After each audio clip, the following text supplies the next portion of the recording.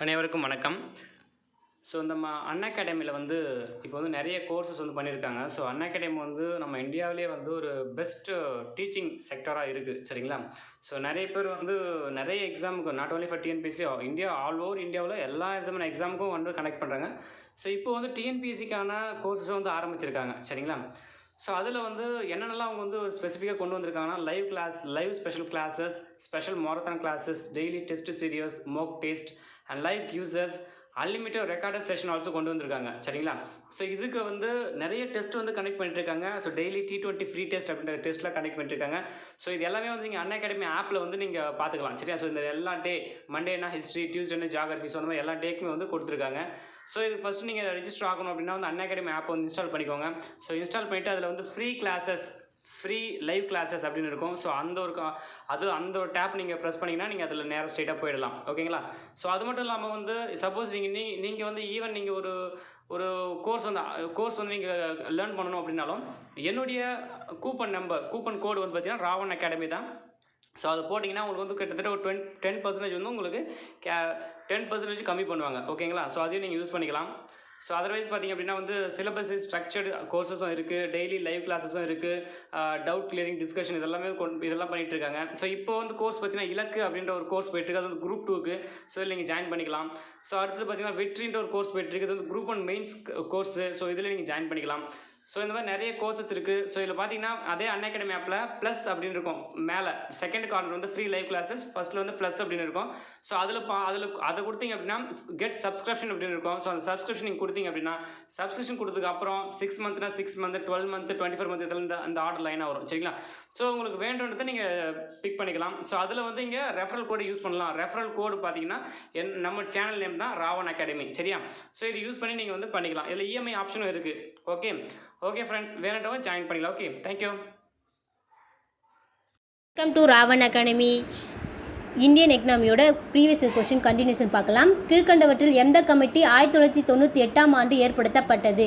ஓரா committee, Dinesh Goswami committee, Indrajit Gupta committee, Tanka committee. Answer C, Indrajit Gupta committee.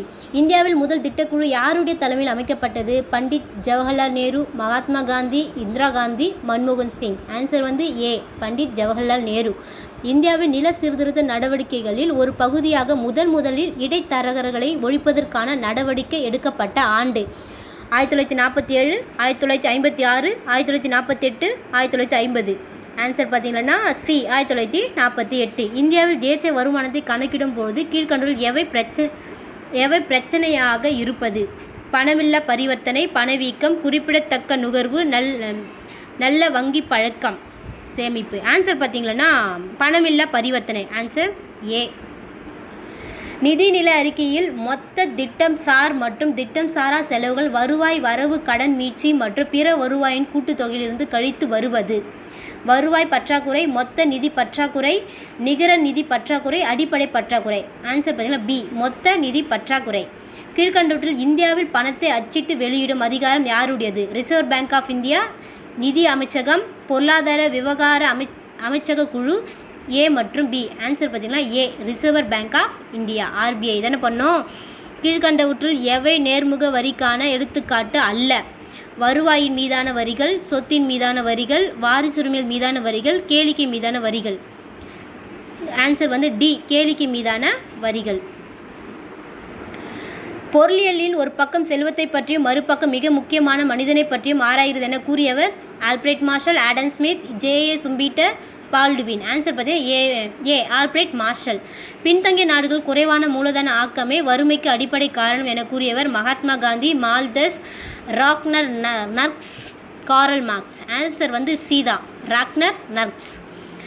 இந்திய மக்கள் தொகையானது 1901இல் 288.5 மில்லியனாக இருந்தது. 2001இல் டேஷ் மில்லியனாக அதிகரித்துள்ளது.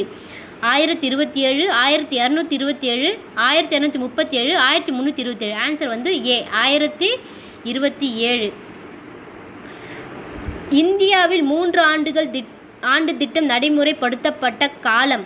1965லிருந்து 68, 66லேருந்து 69, 1967லேருந்து 70, 1968லேருந்து 1971. ஆன்சர் பார்த்தீங்கன்னா பி, 1966லேருந்து 69. புறா வரைவை வலியுறுத்தினார். டேஷ் புறா வரைவை வலியுறுத்தினார். டாக்டர் ஏபிஜே அப்துல் கலாம், மன்மோகன் சிங், மாண்டே சிங், அலுவாலியா, மஹ்லனோபிஸ். ஆன்சர் வந்து டாக்டர் ஏபிஜே அப்துல் கலாம். நில உச்ச வரம்பு சட்டம் எல்லா மாநிலங்களிலும் இயற்றப்பட்ட ஆண்டு 1961 62. சி தான் ஆன்சர். ஓகே ஃப்ரெண்ட்ஸ், இதோ கண்டினியூ அடுத்த வீடியோ.